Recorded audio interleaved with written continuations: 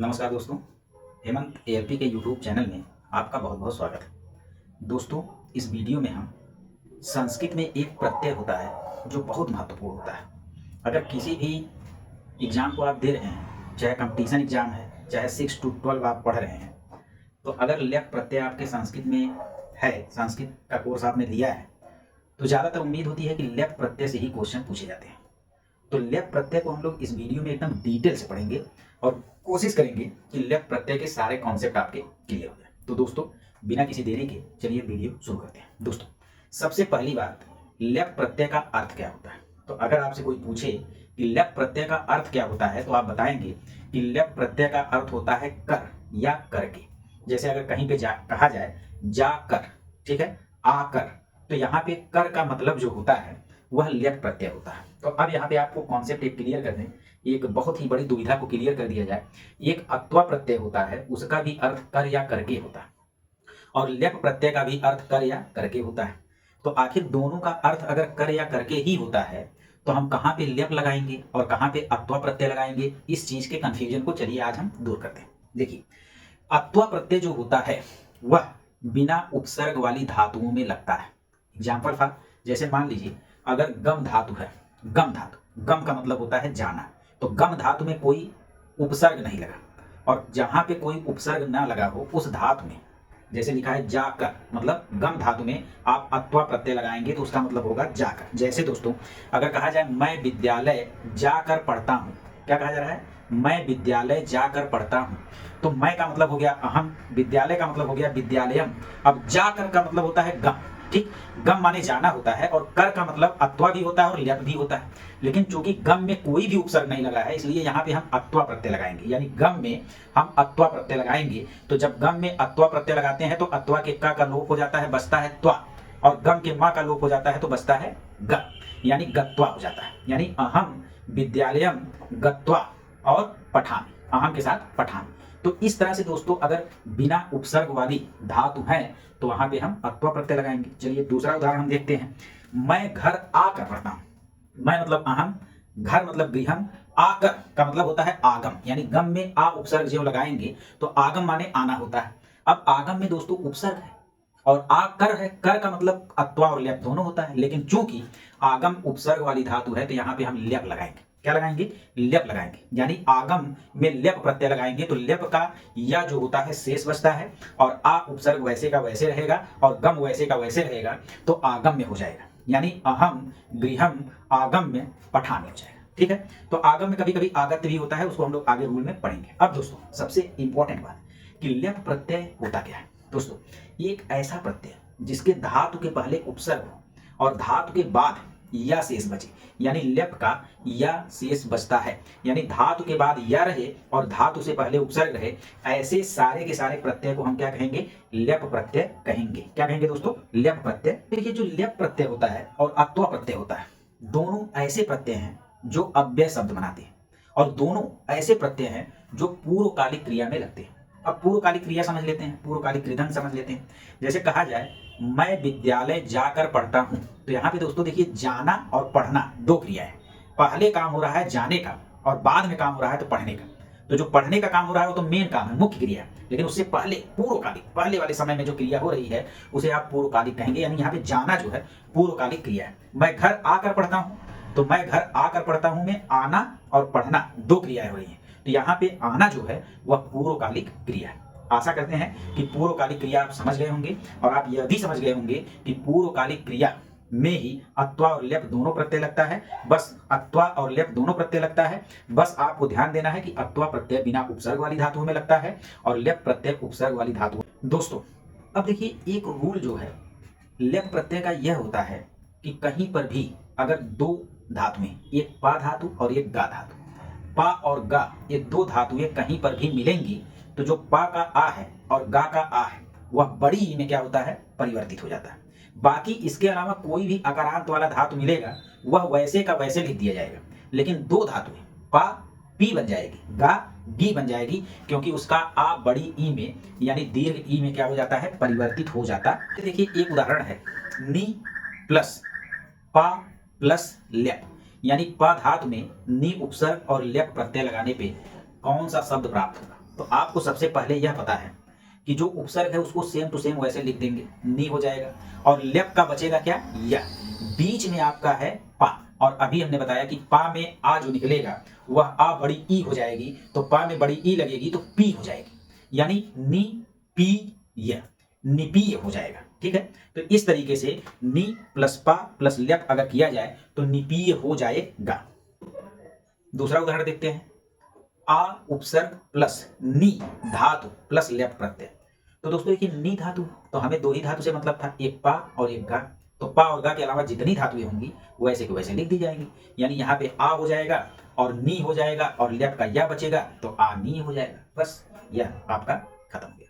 अब दोस्तों दूसरा रूल यह है कि अगर कहीं पे ह्रस्व स्वर आ जाए, ह्रस्व अ, ह्रस्व ई, ह्रस्व उ, ह्रस्व री, कहीं पर भी ह्रस्व अ ई उ री में से कोई भी एक वर्ड आ जाए तो जो लेप का या शेष बचता है उसके पहले आधा ता लग जाता है, यानी त्या हो जाता है। जो लेप का या शेष बचता है उसके आगे आधा ता कब लगता है, जब आपकी धातुओं में आ जाए, ई आ जाए, उ आ जाए या री आ जाए। ये सारे ह्रस्व में आने चाहिए, दीर्घ में नहीं आने चाहिए। अगर ह्रस्व आ ई उ री आ रहा है तो जो लेप का या बचता है उससे पहले हम ता लगा देते हैं। अब दोस्तों देखिए एक उदाहरण है, वी प्लस जी प्लस लेप, यानी वी उपसर्ग में जी धातु लगेगा और उसमें लेप प्रत्यय लगाने पे क्या प्राप्त होगा। अब देखिए मैंने आपको बताया उपसर्ग को वैसा का वैसा तुरंत लिख दीजिए वी, और लेप का तुरंत या लिख दीजिए। ठीक है, अब देखिए ध्यान, जा पे छोटी ई यानी ह्रस्व ई की मात्रा है, और अगर कहीं धातु पे ह्रस्व ई की मात्रा है तो कुछ नहीं करना है, या से पहले आधा ता लगा देना है, यानी आपका वी जी त्या हो जाएगा, विजित्य। ठीक है, तो इस तरह से आपको ह्रस्व ई मिलने के कारण, ह्रस्व ई मिलने के कारण यहाँ पे आपका क्या बना, विजित्य, या के पहले आधा। अब दोस्तों दूसरा उदाहरण हम देखते हैं, सम प्लस श्रु प्लस लेप, यानी सम उपसर्ग में श्रु धातु और लेप प्रत्यय अगर जोड़ा जाए उसमें तो कौन सा शब्द प्राप्त होगा। तो देखिए सम को वैसे का वैसे लिख दीजिए, अगर लिखना हो तो सा पे अनुसार लगा दीजिए, सम। श्रु, श्रु में आपका स्रा में छोटा उपमात्रा, और आपको पता है कि ह्रस्व आए, ई आए, उ आए और री आए तो या जो लेप का या बच रहा है उससे पहले आधा ता आ जाएगा, तो सम श्रुत्य हो जाएगा, यानी या से पहले आधा ता जोड़ेंगे तो सम श्रुत्य हो जाएगा। अगला उदाहरण है अधिधन क्री धन लेप।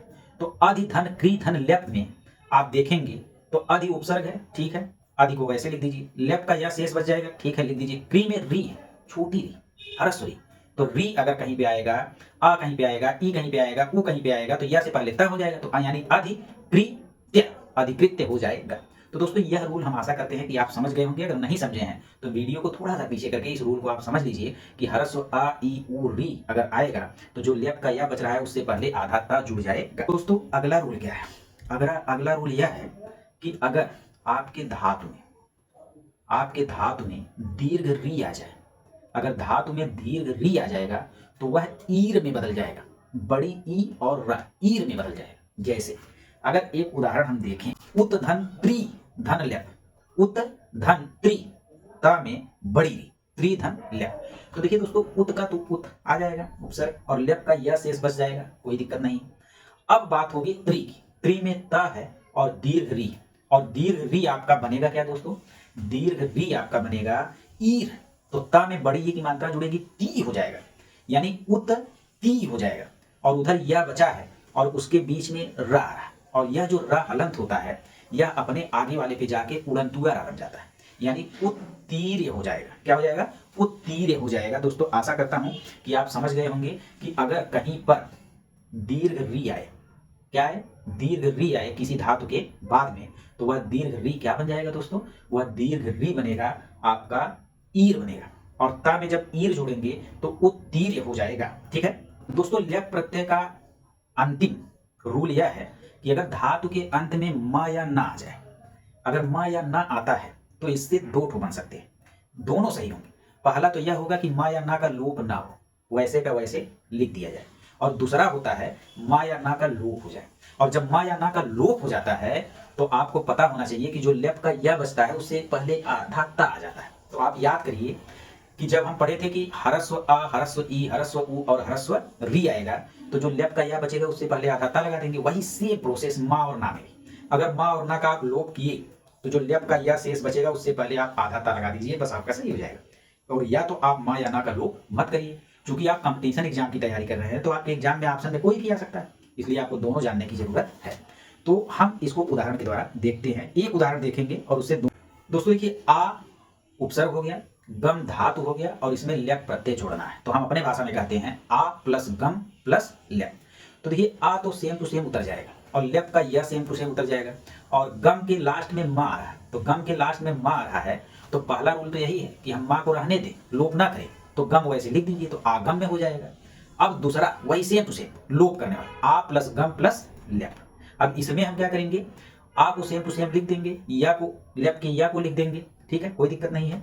अब गम के माँ का लोप करेंगे, और जब गम के माँ का लोप करेंगे बचेगा ग, और ज्यों माँ का लोप करेंगे त्यों लेप वाले या से पहले आधा ता जुड़ जाएगा, तो हो जाएगा आगत्य। क्या हो जाएगा, आगत्य हो जाए। अब दोस्तों एक दो हम लेप प्रत्यय के उदाहरण एक्स्ट्रा देख लेते हैं। अब हम लोग लेप प्रत्यय पूरा पढ़ चुके हैं और सीख चुके हैं, और आशा करता हूं कि अगर आप एक दो बार वीडियो देख लेंगे तो कभी भी लेप प्रत्यय में आपको समस्या तो नहीं आने वाली है, ठीक है। अगर आपको समस्या आ रही है तो एक बार और वीडियो जाके वापस देख लीजिए, आपका सारा कॉन्सेप्ट जो डाउट में होगा वो सब क्लियर हो जाएगा। दो उदाहरण हम लोग और देख लेते हैं, बस लेप प्रत्यय को समाप्त कर। प्र उपसर्ग में प्रिय धातु में लेप प्रत्यय जोड़े, तो देखिए प्र उपसर्ग सेम टू सेम नीचे आ जाएगा, लेप का यह नीचे आ जाएगा, और प्री में छोटी री लगी है, और आपको बताया गया है कि अगर छोटी री यानी ह्रस्व री लगा है तो लेप के या से पहले आधा ता हो जाएगा, यह हो जाएगा प्रकृत्य। कोई दिक्कत नहीं, अब आप सीख चुके हैं, आपको सब आने लगा है। दोस्तों है प्रधन नम धन लेप। प्र उपसर्ग वैसे आ जाएगा, लेप का यह शेष आ जाएगा, और नम का नम नीचे आ जाएगा, यानी प्रनम में। लेकिन यहाँ पे एक चीज आपको ध्यान देना है कि न जो होगा यहाँ पे अड़ा में चेंज हो जाएगा। क्यों होगा, क्योंकि दोस्तों अगर कहीं पे ना आ रहा है और उसके आगे या पीछे कहीं पे रा आ जाए, जैसे प्र में रा है, तो अगर रा आएगा तो वह ना किस में बदल जाएगा, अड़ा में बदल जाएगा, तो यहाँ पे हो जाएगा प्रडम में। क्या हो जाएगा, प्रडम में हो जाएगा। ऐसे ही आपको बताया गया अगर माँ का हम लोप कर दें, माँ का हम लोप कर दें तो प्रडत्य हो जाएगा, क्योंकि या से पहले आधा ता आ जाएगा। क्यों, क्योंकि माँ का हमने लोप कर दिया, तो यहाँ पे दोनों सही है दोस्तों, ठीक है। दोस्तों एक और हम लोग देखते हैं, अव त्रि धन लेप, अव प्लस त्रि बड़ी री प्लस लेप। तो देखिए अव को सेम नीचे लेते आइए और लेप के या को नीचे लेते आइए। अब बच रहा है त्रि। त्रि में हमने बताया था त प्लस बड़ी री की ई हो जाएगी, तो त जो बचेगा त में बड़ी ई जुड़ेगी, ती हो जाएगी, और वहां पे र हलंत रहेगा, यानी कि अव ती र य। अब जो र हलंत है वो अपने आगे वाले पे जाके उड़ंतुआ का बन जाएगा, तो हो जाएगा अव तीर्य। तो इस तरह से दोस्तों आपका लेप प्रत्यय पूरा समाप्त होता है। आशा है कि लेप प्रत्यय आपको बहुत अच्छे से समझ में आ गया होगा।